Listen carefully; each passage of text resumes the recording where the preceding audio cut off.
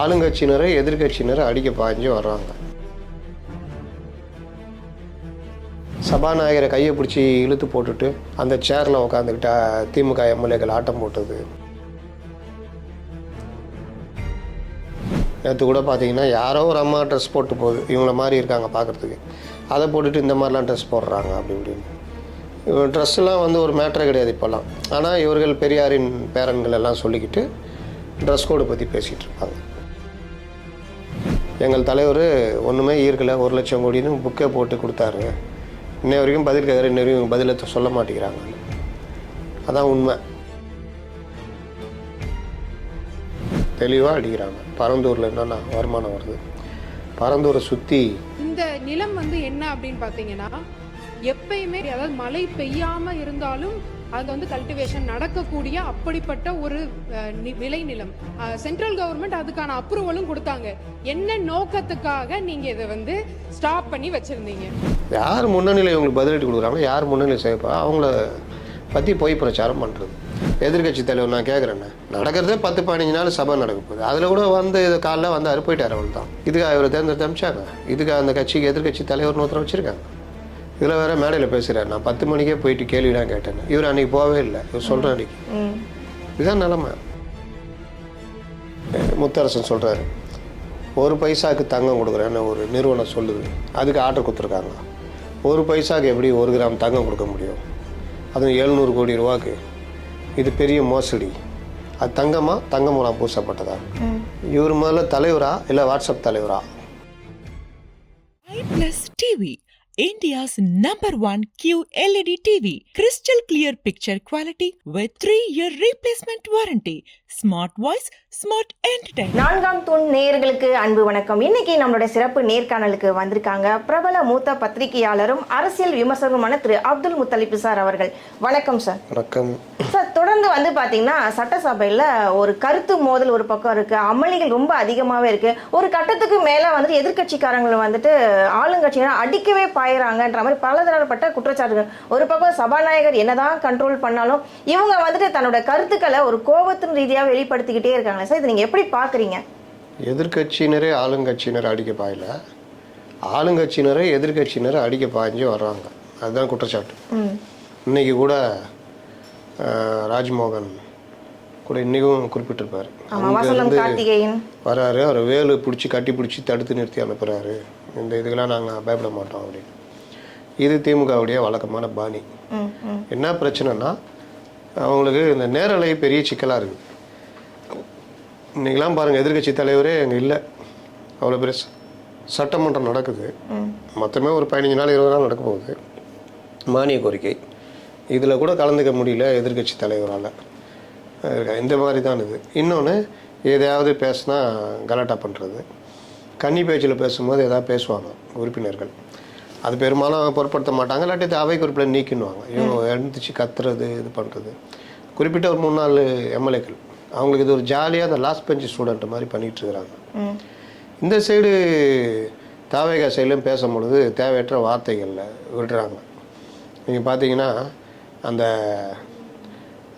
பரந்தூர் விமான நிலையத்தை ஒட்டி அந்த வெளி இடங்கள்லாம் யார் வாங்கி போட்டிருக்கான்னு ஒரு வார்த்தை விடுறாரு சட்ட அமைச்சர். அப்போ அது விவாத பொருளாக மாறுது. உடனே அங்கேருந்து அவர் ஒரு வாதம் வைக்கிறார், தங்கம் தென்னரசு. இப்படி போய்கிட்டு இருக்குது. இதெல்லாம் தவிர்க்கலாம். இப்போது நீங்கள் அவங்கள சொன்ன அதே நேரத்தில் நீங்களும் சரியாக இல்லைன்னா ஜனங்க அதையும் தான் பார்த்துக்கிட்டு இருக்கிறாங்க. அப்போ சபாநாயகருக்கு அந்த இடத்துல சிக்கலாகிடுது. சபையை ஓரளவு தான் கட்டுப்படுத்த முடியும், ஓரளவுக்கு மேலே போச்சுன்னா சிக்கலாகிடும். அது அந்த உறுப்பினர் அந்த முஸ்தபா அவருக்கு நீங்கள் ஏதாவது புது பேர் வச்சுக்கிறாரு, பத்ருதீன் ஜத்ருதீன்றாரு. என்ன புரியல. இதுதான் ஏதாவது ஒரு பேரை வச்சுக்கிது, அப்புறம் வெளியில் ஒரு பேர் வச்சுக்கிது. அவர் வந்து பேசும்பொழுது ஒரு விஷயத்த சொல்கிறாரு, அதெல்லாம் வந்து பேசி முடிஞ்சு போன கதை. அதை மறுபடியும் கொண்டு வந்து சட்டசபையில் இது அதை வந்து ஒரு எமோஷனலாகவே அவர் கன்வே பண்ணுறாரு சார். 1999 திமுக எங்களை வந்து ஒரு குறிப்பிட்ட இதை பற்றி சொன்னாங்க, அன்னைக்கு சொன்னாங்க. அதுக்கப்புறம் அது விவாத பொருளாக மாறிச்சு. ஒவ்வொரு தடையும் ஒவ்வொரு இதாக அப்பப்போ இந்த விஷயத்தை அவர் சொன்னார்னு வரும். அதை எதுக்கு சட்டசபையில் கொண்டு வந்து பதிவு பண்ணுறீங்க? அதனால் சட்டசபையில் பேசினாரா, வெளியில் பேசுனது ஏன் இங்கே கொண்டு வந்து பதிவு பண்ணுறீங்க? அதுக்கப்புறம் எவ்வளோ பேர் என்னென்னவோ சொல்லிட்டாங்க, நீங்கள் என்ன பண்ணுவீங்க? அதனால் அதெல்லாம் இங்கே அதான் ஒரு மோதலை உருவாக்குற செயல்பாடு. இந்த மாதிரி விஷயங்கள்லாம் தவிர்க்கணும். ஜனங்க எல்லாத்தையும் பார்த்துக்கிட்டு இருக்கிறாங்க. உண்மையிலே இப்போ மக்கள் வந்து என்ன யோசிக்கிறாங்கன்னா, இது உண்மையிலே சட்டசபையில மக்களுக்கான பிரச்சனைகள் பேசக்கூடிய ஒரு இடமா, இல்ல எதிர்கட்சியும் ஆளுங்கட்சியும் சண்டை போட்டு விவாதத்துல இருந்து அடிக்க பாயிற அளவுக்கு போகக்கூடிய ஒரு இடமான ஒரு சந்தேகத்துக்குரிய இடமா பாக்குறாங்களே சார்? ஆளுங்கட்சி எப்போவுமே சபையை நடத்துறதுல அவங்களுக்கு தான் பொறுப்பு ஜாஸ்தி இருக்கணும். வார்த்தைகள் விடுறது மற்ற இதெல்லாம். எதிர்கட்சிகள் அவர்களும் இப்போ நீங்கள் என்ன பண்ணாலும் பாருங்கள், எடப்பாடி பழனிசாமியோ அதிமுக உறுப்பினர்களோ எந்த பிரச்சனையும் பண்ணுறதில்ல, துள்ளுறதில்ல. அதில் இத்தனைக்கும் அதிமுக சேர்த்தா அவங்க வம்பிழுத்து பேசுகிறாங்க. ஆனால் துள்ளிக்கிட்டுலாம் வரதில்லை. இன்னைக்கு காலையில் மட்டும் தேவையில்லாத ஒரு வாதத்தை இவர் ப்ரொவோக் பண்ணியிருந்தார்.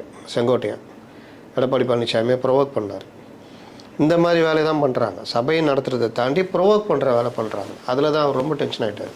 6 எம்எல்ஏக்கள் நாங்கள் ஜெயிப்போம் அப்படி இப்படின்னு என்னென்ன சொல்லினா அப்போ அவர் கோபம் வந்து பேசி, மற்றபடி அவர்கள் பெருசாக ரியாக்ட் பண்ண மாட்டாங்க. மற்றவங்களாம் உட்காந்து வேடிக்கை தான் பார்த்துட்டு இருக்கிறாங்க.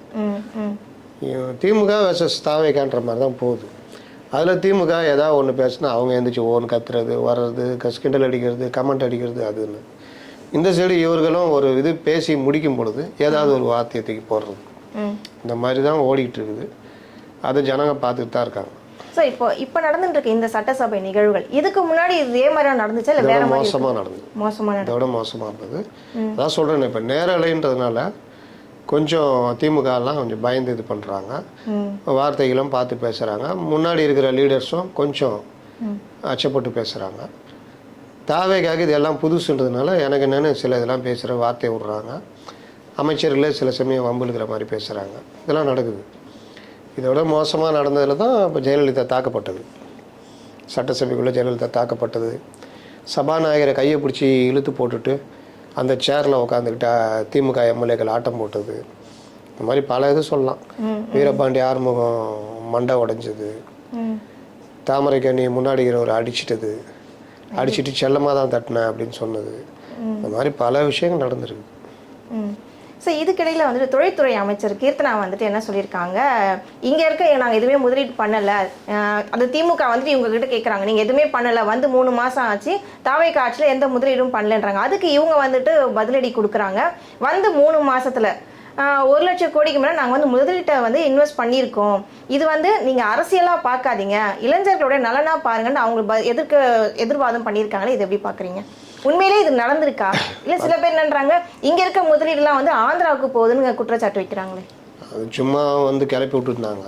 அது ஆந்திராவுக்கு சில விஷயங்கள் அவர்கள் டெவலப்மெண்ட்டுக்காக அங்கே ஒரு கிளை திறந்தாங்க. ஒன்று இங்கேருந்து அங்கே போகுது. சரி, அப்படியே போனாலும் வந்த 1 மாதத்தில் என்ன தடுக்க முடியும் ஒரு அமைச்சரால்? அப்போ வந்த 1 மாதத்தில் இவங்க சரியில்லைன்னு முடிவு பண்ணிட்டு அவங்க போகிறாங்களா? அப்படி இருக்க வாய்ப்பு இல்லைல்ல.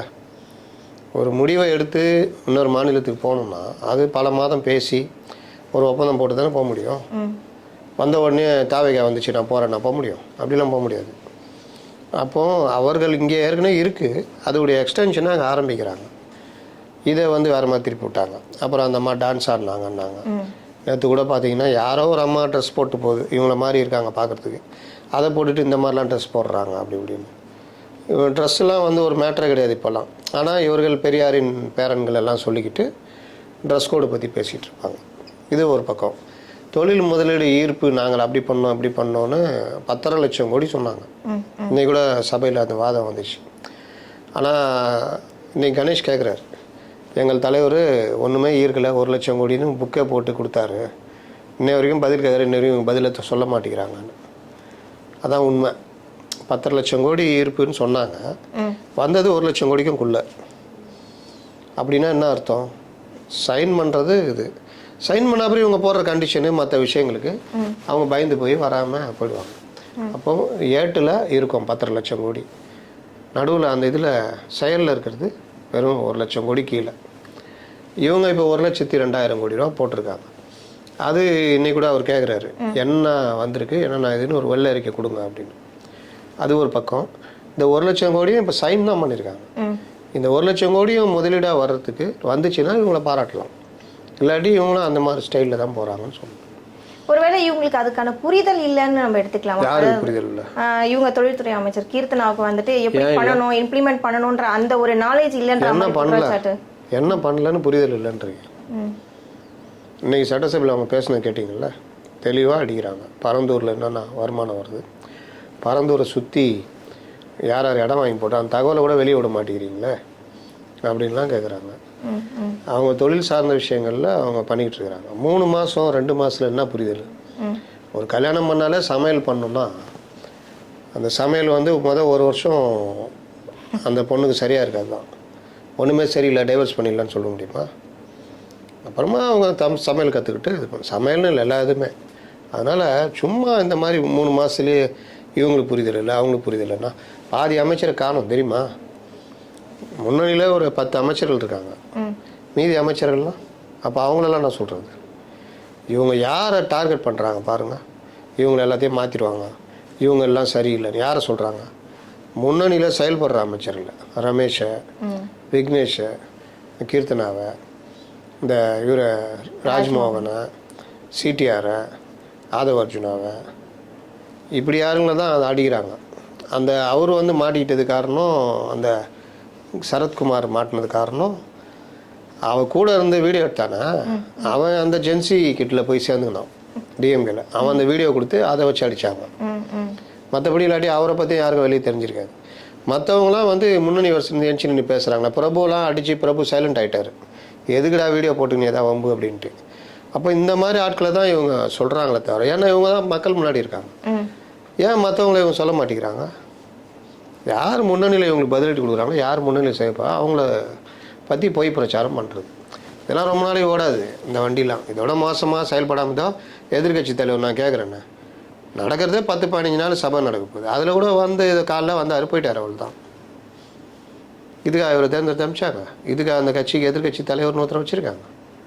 இப்போ நேருக்கெல்லாம் எப்படி இருக்கும்? நம்ம உட்காந்து எல்லாத்தையும் பார்த்துன்னு வரோம், சண்டை போட்டுன்னு வரோம். இவர் வருவாராம் போவாராம், இவர் கையில் கட்சி கொடுத்தாருன்னு ஆகும். அப்படி தானே என்ன இருக்கும்? இதில் வேறு மேடையில் பேசுகிறார், நான் 10 மணிக்கே போயிட்டு கேள்விலாம் கேட்டேன்னு. இவர் அன்றைக்கி போகவே இல்லை. இவர் சொல்கிறேன் அன்றைக்கி. இதுதான் நிலமை. சமீபத்தில் திமுகவில் வந்துட்டு 70 வயசுக்கு உள்ள மேலே இருக்கிறவங்களுக்கு வந்து கட்சியிலேருந்து நீக்கப்படுற மாதிரி ஒரு விஷயம். ஐயோ, அப்போ ஸ்டாலின்லாம் இருக்க முடியாது. ஸ்டாலின், துரைமுருகன், டிஆர் பாலு யாருமே இருக்க முடியாது. அதாவது ஒவ்வொரு நிர்வாகிக்கும் வயசு. வட்ட செயலாளர் சென்னையிலன்னா 45 வயசுக்கு கீழே. இங்கே இருக்கிற பாதி பேர் எல்லாம் 50 வயசை கடந்தவங்க தான் வட்ட செயலாளர். அப்புறம் பகுதி செயலாளருக்கு 50 வயசு என்னமோ. இதில் நகரம் பேரூராட்சியிலலாம் வட்டம் ஒன்றியம் இவங்களுக்கெல்லாம் 60 வயசு. இந்த மாநகராட்சியில் இருக்கிற மட்டும் என்ன பாவம் பண்ணான்னு தெரில, 45 வயசும். அப்புறம் மாவட்ட செயலாளருக்கு மட்டும் போங்கு 70 வயசு வரைக்கும் இருக்கலாம், 3 தடவை எடுக்கலாம். மற்றவங்களாம் 2 தடவை தான். அதுக்கு மேலே மாநில நிர்வாகிகள் வாயே தரக்கூடாது. நாங்கள் சட்டம் போடுற இடத்துல வரோம். தோற்றதுக்கு யாருப்பா காரணம்? அதான் கீழே இருக்கிற வட்ட செயலாளர் தான் காரணம். இப்படி ஊட்டினுக்கிறாங்க. தோற்றதுக்கு யார் காரணம்? ஃபஸ்ட்டு யார் காரணம்னா ஸ்டாலின் தான் காரணம்னு வராங்க. தப்பாக நடவடிக்கை எடுத்தது, தப்பாக குடும்பத்தை கொண்டு உள்ளே விட்டது, மருமகனை விட்டது, மருமகன் டீம் ஒன்று பெண்ணு ஐபேக்குன்னு, அப்புறம் அதிகாரிகள் சொன்னதை கேட்டது, ஆட்சியை பற்றி கொஞ்சம் கூட நாலேஜ் இல்லாமல் பண்ணது, ரீல்ஸ் போட்டது, இந்த மாதிரி பல விஷயங்கள் பண்ணி பையனை உடனே துணை முதல்வர் ஆக்குனது, அரசுக்கு மக்களுக்கு எதிரான நடவடிக்கைகள் எடுக்கிறது, அதை பற்றி கவலையே படாதது. ஒரு பக்கம் தூய்மை பணியாளர் போராடும் போது போய் படம் பார்த்து இது பண்ணுறது, இந்த மாதிரிலாம் பண்ணியிருந்தா ஜனங்க எப்படி உங்களை பார்ப்பாங்க? அதில் தான் ஒரு தப்பு நடந்தது. ஆனால் கீழே உழைச்ச அந்த வட்டச்செயலை 5 பைசா பிரயோஜனம் இல்லை. முன்னையாவது ஏதாவது கொஞ்சம் காசு பார்ப்பாங்க. இந்த கவர்மெண்ட்டில் அதுவும் கிடையாது, எல்லாம் புலம்பி தள்ளுறாங்க. இதில் அவங்கள வந்து அவங்க தான் காரணன்ற மாதிரி நான் சில மாறுதல் கொண்டு வருவேன். மாறுதல் மாநில நிர்வாகி ஏன் வரமாட்டேங்குது? மாநில நிர்வாகியாக இருப்பவர்களும் 70 வயதுக்கு மேலே இருக்கக்கூடாதுன்னா யாரெல்லாம் கிளம்புங்கன்றுவாங்க. பாதி டிக்கெட்டு காலியாகிடும். அப்போ அட்லீஸ்ட்டு ஒரு தடவை தான் வரணும், அப்படியே தான் எதுவுமே கிடையாது. அதனால் சும்மா நாம்கே வாஸ். இது வந்து கீழே இருக்கிறவங்கள தான் மறுபடியும் குற்றச்சாட்டுக்கு ஆளாக்கி அவர்கள் மேலேயே நடவடிக்கை எடுக்கிறது. அப்படி தான் போகுது. ஸோ சமீபத்தில் வந்து பார்த்தீங்கன்னா கர்நாடகாவில் 3 தமிழர்கள் வந்து சுட்டுக் கொல்லப்பட்டாங்க, நம்ம பரபரப்பாக பார்த்துருந்தோம். இதை எதிர்த்து வந்துட்டு தாவேக்காக முதல்வர் வந்துட்டு எந்த ஒரு நோட்டீஸுமே எந்த எதிர்ப்புமே பண்ணலைன்ட்டு எதிர்கட்சி தலைவர் வந்து குற்றச்சாட்டு சொல்கிறாரு. சார் இதை எப்படி பார்க்குறீங்க? முதல்வர் பண்ணியிருக்கணும், அறிக்கை விட்டார்னு நினைக்கிறேன். அதோட பெருசாக ஒன்றும் பண்ணல, பெருசாக எதுவுமே பண்ணல. சட்டசபையில் ஏதாவது பண்ணியிருக்கணும். ஆனால் அரசு ரீதியாக அவங்களோட கான்டாக்ட் பண்ணி பேசுகிறாங்க. இன்னொன்று அவங்க அங்கேயே வசிக்கிறவங்க, கர்நாடகாவிலே வசிக்கிறவங்க. அவங்க என்ன சொல்கிறாங்க, எங்கள் ஸ்டேட்டில் வசிக்கிற தமிழர்கள் அவங்க ஒரு இஷ்யூவில் என்கவுண்டர் நடந்திருக்கு. அது என்னன்னு விசாரிக்க சொல்லி நாங்கள் போட்டிருக்கோம். நீங்கள் என்ன எங்கள் ஸ்டேட் விஷயத்தில் வந்து தலையிட்டுனுக்குறீங்க? அங்கேருந்து இங்கே வந்து இப்போ டூருக்கு போகிறாங்க, அவங்கள சுட்டுட்டாங்க அப்படின்னா தமிழ்நாட்டிலேருந்து போனோம்னா அதுக்கு தலையிடலாம். இன்னொரு ஸ்டேட். எங்கள் ஸ்டேட்டில் வசிக்கிறவங்களில் பிரச்சனை, அது தப்பாக ரைட்டாக நாங்கள் தான் விசாரணை பண்ணி யார் மேலே தப்போ நடவடிக்கை எடுக்க போகிறோம். நீங்கள் என்ன நடுவில் வந்துன்னு கேட்குறாங்க. அது கிட்டத்தட்ட ஒரு நியாயமான கேள்வி தான். இது உணர்ச்சி வசப்பட்டு பார்த்தா ஐயோ தமிழனை கொண்டுட்டான் அப்படி இப்படின்ற மாதிரி போகும். சட்ட ரீதியாக பார்த்தா அது வராது. அதனால் அதுக்கேற்ற என்னதோ அதை அவர் பண்ணிட்டு போயிட்டு இருக்காரு. சார், வரக்கூடிய இடைத்தேர்தலில் வந்து சிபிஐ கூட்டணி கட்சி வந்துட்டு பின்வாங்கக்கூடிய ஒரு மனநிலை இருக்கிறாங்கன்னு ஒரு குற்றச்சாட்டு இருக்கே சார், இதை நீங்கள் எப்படி பார்க்குறீங்க? பின்வாங்கக்கூடியலாம் இல்லை. அவங்களுக்கு என்ன பிரச்சனைனா, போன கவர்மெண்ட்டில் ஜாலியாக அப்படி போய்கின்னு வந்துன்னு இருந்தாங்க. நீ என்ன வேணா தப்பு பண்ணிக்கோ, நாங்கள் கேட்கவே மாட்டோம் அப்படின்ற மாதிரி. அப்படி கேட்காம இருக்கணும்னா, அப்போது நான் ஏன் இதை சொல்கிறேன்னா, இப்போ மட்டும் கேட்குறாங்கல்ல, அப்போ ஏன் கேட்கல? அப்போனா நமக்கு சில சந்தேகங்கள் வரும்ல. அதுலேயும் இந்த முத்தரசன் மாதிரி ஆட்கள்லாம் அவெல்லாம் திமுக விட்டு வெளியே வரல, அவர் திமுகலே சேர்ந்துட்டார். அப்போ இவர்கள் எல்லோருமே இன்றைக்கி முத்தரசன் சொல்கிறாரு, 1 பைசாவுக்கு தங்கம் கொடுக்குறேன்னு ஒரு நிறுவனம் சொல்லுது, அதுக்கு ஆர்டர் கொடுத்துருக்காங்க. 1 பைசாவுக்கு எப்படி 1 கிராம் தங்கம் கொடுக்க முடியும்? அதுவும் 700 கோடி ரூபாய்க்கு. இது பெரிய மோசடி. அது தங்கமுலாம் பூசப்பட்டதாங்க. இவர் முதல்ல தலைவரா இல்லை வாட்ஸ்அப் தலைவரா? தங்கமா இவர் இல்லை தங்கமுலாம் பூசப்பட்டவரா அப்படின்னு தான் சந்தேகம் வருது. அந்த ஒப்பந்தம் என்னன்னா, அந்த டெண்டரில் அந்த உற்பத்தி செலவு இருக்குல்ல, அந்த காஸ்ட்டில் தான் 1 பைசாவுக்கு நாங்கள் பண்ணி தரோன்றாங்க. அது தங்கத்தை மோதிரமாக மாற்றுறது, அதுக்கான ஜிஎஸ்டி மற்ற சேதாரம் இது நாங்கள் எதுவுமே வச்சிக்கல. 1 பைசாவுக்கு நாங்கள் பண்ணி தரோம், ஆனால் தங்கம் கவர்மெண்ட்டு கொடுத்துரும். அப்படி தான் அந்த ஒப்பந்தம். மற்றவங்களாம் 10,000, 5,000, 2,000, 1000 சில்லறைன்னு வச்சாங்க. இவங்க 1 பைசான்னொன்னே என்னப்பா சொல்கிறீங்கன்னா, எங்களால் முடியாதுன்னு போயிட்டாங்க. இவங்க வேறு ஏதாவது ஆர்டர் பிடிக்கிறதுக்கு மற்ற இதுக்காக ஏதோ சொல்கிறாங்க பண்ணுறாங்கன்னு வச்சுக்கோங்க. கவர்மெண்ட்டுக்கு கோட்டா கம்மின்றப்ப அவங்களும் கொடுக்க தான் பண்ணுவாங்க. யார் லோ டெண்டரோ அதுதான் விதி. இதில் என்ன உங்களுக்கு அவ்வளோ சந்தேகம்? சரி, சந்தேகம் வருது. நீங்கள் ஆட்சியில் தான் பங்கில் இருக்கீங்க. சம்மந்தப்பட்ட அருண்ராஜை கூப்பிட்டு கேட்டாலும் சொல்ல போகிறாரு, அவங்க துறை கீழே தான் கொடுக்குறாங்க. என்ன சார் இது 1 பைசான்றாங்க, என்ன தங்கமே 1 பைசா கொடுக்க போகிறாங்கன்னா, இல்லை சார் அப்படி இல்லைன்னா விளக்கம் சொல்ல போகிறாரு. இல்லை உங்கள் வீரபாண்டியனை சொன்னால் கேட்டு சொல்ல போகிறாரு. இல்லை உங்கள் 2 எம்எல்ஏ விட்டு பேச விட்டிங்கன்னா சட்டசபையில் பதில் வரப்போகுது. இவருக்கு என்னன்னா திமுக பாசம். திமுககாரன் கூட அப்படி பேசலை, ராஜாவை மிஞ்சிய ராஜ விசுவாசியாக பேசுகிறாரு. வீரபாண்டியன் இந்திய கம்யூனிஸ்ட் கட்சியுடைய செயலாளர், புதுசாக முட்டரசனுக்கு அப்புறம் வந்தவர், அவர் என்ன சொல்கிறாரு, டெண்டரை பார்த்து விடுங்க, எந்த வித முறைகேடும் நடந்து விடக்கூடாது, ஜாக்கிரதை அப்படின்றாரு. இவர்கள் எல்லோரும் அப்புறம் அதே மாதிரி அவர் ஏதோ ஒரு சர்க்குலர் விஷயத்தில் நடவடிக்கை எடுத்துட்டாங்க. என்ன நினச்சின்னுக்கிறீங்க? அதிகாரிங்க வேணுமா நான் வேணுமா? இந்த பொண்டாட்டிங்க கேட்குமே, நான் வேணுமா உங்கள் அம்மா வேணுமா, முடிவு பண்ணிட்டு சொல்லுங்கள் அப்படின்னு. அந்த மாதிரி அதிகாரிங்க வேணுமா நாங்கள் வேணுமா? எங்கள் தயவால் தான் அவங்க ஆட்சி நடக்குது. யார்? 2 பேர், 118 பேருக்கு இந்த 2 பேர் ஆதரவு கொடுத்தா நடக்குதான். பேட்டா இடைத்தேர்தல் நடக்கட்டும், அப்புறம் இருக்குது உங்களுக்கு. அப்போ இந்த மாதிரி ஆணவ பேச்சு இது எல்லாம் ரைட்டு, இவனுங்களுக்கு கேட்கக்கூடாதுன்னு சொல்ல. போன 5 வருஷம் என்ன பண்ணீங்க? அதுதான் கேள்வி. தூய்மை பணியாளர் போராட்டம் நடக்கும்போது என்ன பண்ணீங்க? அன்றைக்கி அவர் போய் சினிமா பார்த்துட்டு ரிவ்யூ போடுறாங்க. அன்றைக்கி உங்களுக்கு இந்த கோவம் வந்துச்சா? டிரான்ஸ்ஃபார்மர் கொள்முதலில் முறைகேடு, 1000 கோடி ரூபா வரைக்கும் முறைகேடுன்னு ஆரம்பூர் இயக்கம்லாம் போய் புகார் கொடுக்குறாங்க, கோர்ட்டில் வழக்கு தொடுக்குறாங்க, கோர்ட்டு எஃப்ஐஆர் போடுன்னு சொல்லுது. கேஎன் நேரு டிபார்ட்மெண்ட்டில் வேலை கொடுத்ததில் முறைகேடுன்னு இடி அனுப்பிச்சு அதை வழக்கு பதிவு பண்ணாமல் அது கோர்ட்டுக்கு போய் கோர்ட்டுக்கு இடி அந்த வழக்கு பதிவு பண்ணுன்னு லஞ்ச ஒழிப்புத்துறைக்கு இப்போ உத்தரவிடுறாங்க. அதுக்கு பிறகும் வழக்கு பதியாமல் மறுத்துக்கிட்டு வராங்க, கோர்ட்டு உத்தரவிட்ட லஞ்ச ஒழிப்புத்துறை. அப்போல்லாம் இந்த சண்முகமோ இந்த வீரபாண்டியனோ மற்றவங்களாம் எங்கே போனாங்க? அன்றைக்கி கேட்க வேண்டியதானே, டெண்டர் சரியாக விடணும், முறைகேடே இருக்கக்கூடாது. 1000 கோடி ரூபா டிரான்ஸ்ஃபார்மரில் டெண்டர் முறைகேடுன்றாங்க. இது என்ன? முதலமைச்சர் ஸ்டாலின் விளக்கம் தரணும் அப்படின்னு என்னைக்கா வீரபாண்டியன் வாய் திறந்துருக்காரா? இல்லை சண்முகம் ஏதாவது கோவப்பட்டிருக்காரா? அப்போ ஏன் கோவப்படல? அவ்வளோ பெரிய விஷயம் நடந்து கோவப்படல. இங்கே சின்ன விஷயம், அதுவும் ஒன்றுமே இல்லை, அதுக்கு இவ்வளோ துள்ளல் துள்ளுறீங்கன்னா என்ன காரணம்? அப்போ ஏதோ ஒரு வகையில் உங்களுக்கு அனுகூலமாக இருந்திருக்குது அந்த ஆட்சி. இந்த ஆட்சியில் அது எதுவுமே நடக்கலை. அந்த கோபம் தான் எப்போது வேண்டுமானாலும் வெளியேறுவோம். நீ எங்கே வெளியேறுது? வெளியேறதை பற்றி மேலிடத்து தலைவர்கள், இவங்க கட்சியுடைய மேலிடத்து தலைவர்கள், டெல்லி தலைவர் தான் முடிவு பண்ணணும். இவங்க சும்மா இங்கே உட்காந்துட்டு கதை விட்டுக்கின்னு வால் சுற்றினுக்கிறாங்க. சார் இப்போ நடக்கிற இந்த ஆட்சி வந்துட்டு ஃபார் எக்ஸாம்பிள் என்னன்னா, சட்டசபையில் வந்துட்டு சபாநாயகர் ஒரு விஷயம் சொல்றாரு, அவை குறிப்பிலேருந்து நீக்கப்படுகிறதுன்னு ஒரு விஷயங்களை சொல்றாரு. ஆனால் அந்த குறிப்புகளை எடுத்து ட்ரெண்ட் ஆக்கி ரீல்ஸ் போட்டு எல்லாருமே அதை பரபரப்பாக ஆக்குறாங்களே, இதை எப்படி பார்க்குறீங்க சார்? அப்போ அவருக்கான ஒரு மரியாதை இல்லைன்னு நினைக்கிறீங்களா, இல்லை வேணும்னே பண்ணுறாங்க அப்படின்னு நினைக்கிறீங்க? ஐடி விங்ஸ் வியாபாரங்க, எல்லாரும் இது பரபரப்பாகணும், வியாபாரம் ஆக்கணும். அவை குறிப்பிலிருந்து நீக்கணும் அப்படின்னு ஒரு விஷயத்தை கொண்டு வராங்கன்னா அது மக்களுக்கு தெரிஞ்சுக்கலாம், தப்பு கிடையாது. இந்த வார்த்தை அவை குறிப்பில் இருக்க வேணாம், அதை நீக்கிட்டார் சபாநாயகர், அதோடு போயிடுவாங்க, ஜனங்க மறந்துடுவாங்க. ஆனால் லைவை எடுத்து கட் பண்ணி வீடியோவை போடும்போது அவர் எதை நீக்க சொன்னாரோ அது இல்லாமல் தான் போடணும். அதை எடுத்து ரீல்ஸ் போடுறதோ, அதை வீடியோவில் அந்த பாட்டு இருக்கிறதோ, இல்லை அதை மட்டும் தனியாக ஒரு இதாக போடுறதோ எதுவுமே பண்ணக்கூடாது. இதை நேற்று அவர் உதயநிதி ஸ்டாலினும் சுட்டி காமிச்சார். நீங்கள் கொடுங்க, நாங்கள் உரிமை மீறல் பிரச்சனை எடுக்கிறோன்னு சொல்லிட்டாரு. அவை குறிப்பிட்டு நீக்கினதை போடக்கூடாதுன்னு சொல்லிட்டாரு. மீறி போட்டால் நோட்டீஸ் வரும், தான் நடவடிக்கை வரும். ரொம்ப நன்றி சார். தொடர்ந்து பேசுவோம், நிறைய விஷயங்கள் மக்களுக்கு புரியுற மாதிரி சொல்லிங்க. தொடர்ந்து பேசுவோம். நன்றி, வணக்கம்.